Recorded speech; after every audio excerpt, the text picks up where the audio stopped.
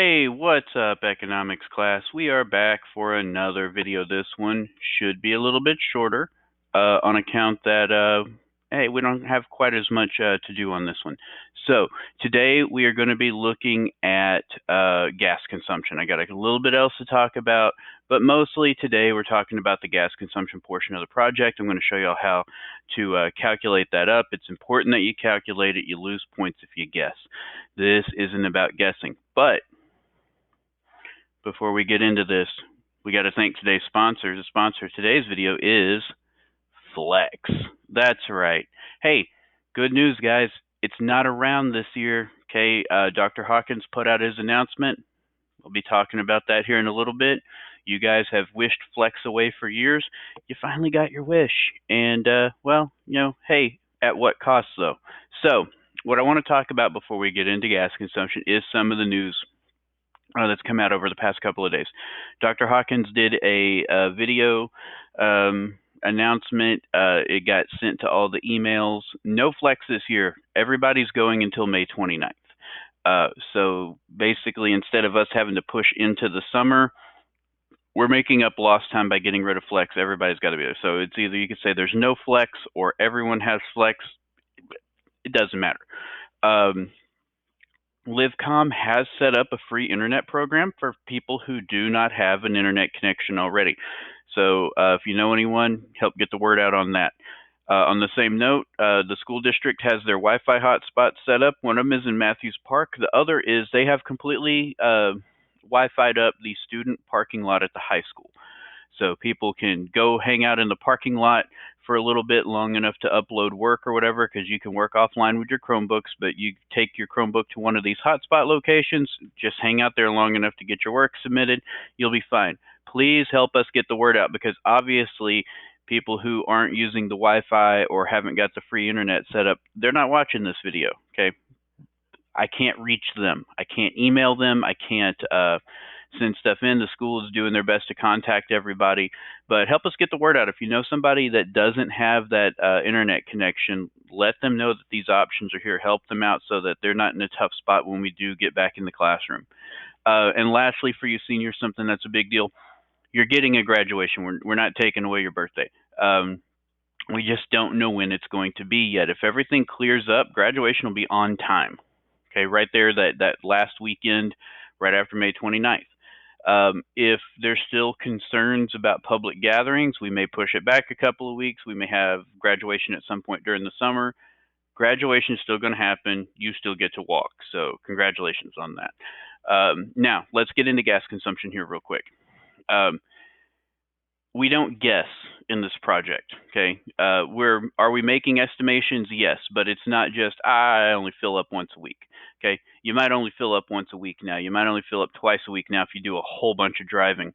But you can't base what you're going to be doing as an adult in your job in your daily routine as a high school student. The things aren't the same. You have different responsibilities, different things you need to do. You'll be living in a different place. You'll be doing different things. So because of that, it's entirely possible that you're not going to have the same gas consumption that you have now. It's pretty easy to calculate this up, though. Basically, you're just going to be looking at maps, pulling up the distances using different apps and stuff like that, and just seeing how many miles you're going to drive. So what you need to do is, you've got an address. Hopefully everybody has settled in on an apartment or a house or a place to live at this point in the project. That's your main location that you're going to be using. Okay, now, some of you before had asked, hey, do I look for a specific job in this town? And I said no, but this is where you can pick a place. So if you want to be a veterinary assistant or something like that, and you've picked a town where you want to live, pick one of the vet offices around there where you can work. Go, hey, I would like to work here. Now you know how far it is from your house to your job. Okay, look up what grocery stores are around there. What grocery store do you think you're going to be buying your food at? Are you going to be going to a gym? What kind of entertainment are you doing? What's your personal shopping looking like? You ever going to go visit family? You're going to be coming up with the amount of miles and stuff that you're going to be driving in a month. So you need to kind of know how far it is to all of these places. Okay.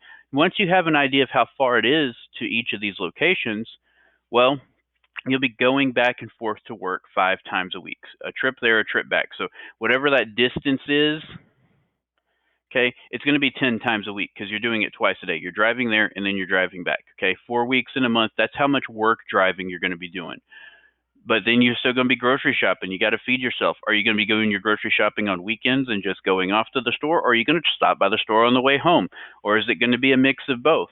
And all of the going out for fun, how often is that going to happen? How many times in a month do you think you're going to go out and go to a club or go to a movie or go to a park or something like that? You'll have to kind of get an idea of that. And any out of town trips. How often do you think you'd come back and visit family? If it's not going to be once a month, how many times do you think it would be in a year? And you can just divide that number by 12. Regardless, so you're getting all these numbers together to get the amount of miles you're driving per month. Okay, that's the first number you need to have, is adding up how many miles will you drive in a month. Once you know how many miles you're going to drive in a month, you divide that number by your miles per gallon for your vehicle. So, different vehicles are going to get different miles per gallon. You're going to figure out based on the miles per gallon for the vehicle that you are using in this project. And that's going to tell you how much gas you need to buy. Now you know how many gallons of gas you have to buy. Then you take that and you multiply it by the price of gas in the town where you're going to live. You've got websites like Gas Buddy. Gas Buddy is awesome. It will tell you in any city, hey, how much does gas cost in San Antonio? How much does gas cost in Albuquerque, New Mexico? It'll tell you how much gas costs there, and then you just use that price and you multiply the number of gallons you have to buy by the price. That's your monthly amount. It could end up being super duper low, guys. And in fact, more often than not, I have students who say, well, I'm just going to set aside $200 a month for gas. And I said, have you calculated it? And they say, no, I'm just going to set aside $200 a month for gas. And then they calculate and they need like $70 a month. Well, boom, now you've got $130 that you can move around to another part of your budget. Okay, this is important. Other people, I've got some of y'all that want to live in one town and work in another town. You really need to get an idea. Don't just guess, because you need to know it might be really expensive doing all of that commuting. You have to account for that in this. We're not guessing on a budget. You start guessing on a budget, you run into trouble. Okay, so get these numbers in. I'm going to post this slideshow along with the video into Classroom so that you can go back through and read it a little bit more slowly or look at it without having to hear my voice. I mean, some of y'all like it, some of y'all don't. But just get this figured out. Next week, we'll have another daily assignment or two, so make sure you're getting that car assignment taken care of. Watch the video about it. I tell you how to do it. Just stay on top of things. Tomorrow we'll talk a little bit about entertainment, and on Friday, I believe we'll just kind of see what's going on with news out of the district, what the plan's going to be, what things are going to be looking like for next week. But yeah, just keep plugging away. Proud of you guys that are getting work done, and we will see you another time.